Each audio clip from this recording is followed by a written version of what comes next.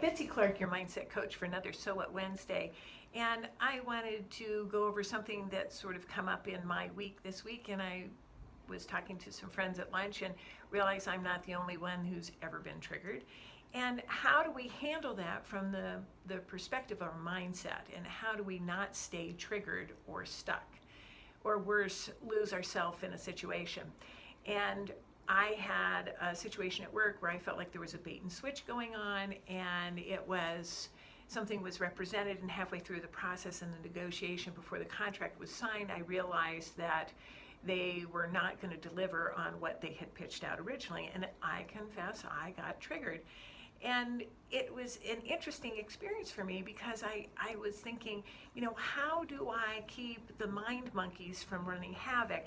And instead of, the mind monkey, and then next thing you know, there's another mind monkey, and then the next thing you know, there's another mind monkey, and the next thing you know, you've got all these mind monkeys, and you got a chain of them, and you're thinking and doing things that don't line up with your best self and the way you intend to show up.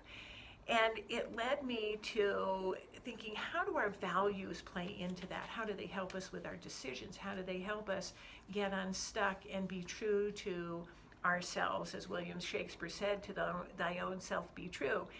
And I was thinking, how do I stay integrated? And some of the synonyms for integrated are cooperative, interrelated wholeness, harmonious. And for me, it's flowing in the fullness of my Betsiness and showing up as my best self.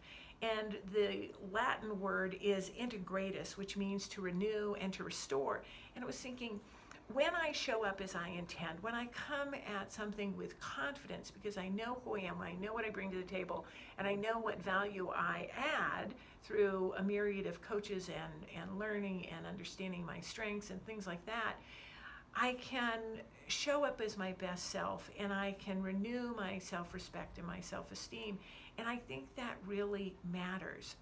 And so that's my so what is, when you find yourself triggered, how can you take a big old deep breath, not get in the weeds and stay stuck for hours or days or hopefully not weeks, but really get back on track with what matters, what's important to you, showing up as your best self, and being confident. And that's my so what for this week is, when you get triggered, take a look at it and reframe it as an opportunity to look at who you are and how you want to show up. What can you learn from that opportunity? It's usually a growth opportunity, not just something that's being done to us. And so that was my reframe this week, is how do I learn from this and really grow and be more confident and true to who I am, to integrate my values, my strengths, and my vision going forward. I love hearing what your comments are. Leave them below. Did anything resonate with you? What are the things you've learned? How do you get unhooked from the mind monkeys when you're getting triggered? And share that with us, because we can all learn from one another. Have a great week. Remember, Betsy Clark, your mindset coach, your mindset matters.